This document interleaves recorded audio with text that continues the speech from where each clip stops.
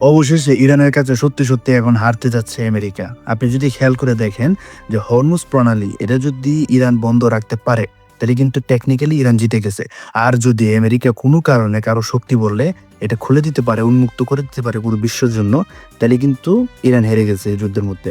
কিন্তু ব্যাপারটা হচ্ছে না।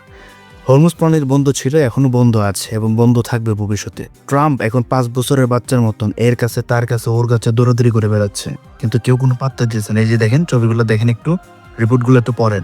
যখন ট্রাম্প চীন, যুক্তরাজ্য, স্পেন এবং নেটোর কাছে গেল, নেটো যখন তাদেরকে প্রত্যাখ্যান করলো, সবগুলো দেশ যখন প্রত্যাখ্যান করলো, ট্রাম্প বলতেছে যে আমরা নিজেরাই অনেক শক্তিশালী, আমরা যে অনেক হ্যাডাম, আমরা আসলে ট্রাই করে দেখছি যে কারা আমাদের সাথে আছে কারা আমাদের সাথে নাই। একটা আছে না, খেলায় হারলে সবাই বলে যে একটা মানে বাহানা খুঁজে, ওইরকম আর কি। দেখেন ভিডিওটা দেখেন। cases, not because we need them, but because I want to find out how they react. এভাবে মূলত পরাশক্তিগুলোর পতন হয়। আমেরিকা আমরা আসলে যতটুকু ভাবতেছি ততটাও শক্তিশালী না, বহুত দিক দিয়ে তাদের চাপ আছে। একসময় ব্রিটিশ এম্পায়ার বলেছিল যে তারা অনেক কিছু করে ফেলবো, বিশাল কিছু হয়ে গেছে, কিন্তু শেষ পর্যন্ত দেখা গেল যে ব্রিটিশ এম্পায়ারের পতন হলো। তো যুগের পর যুগ ধরে পরাশক্তিগুলোর পতন আসলে এভাবেই হয়।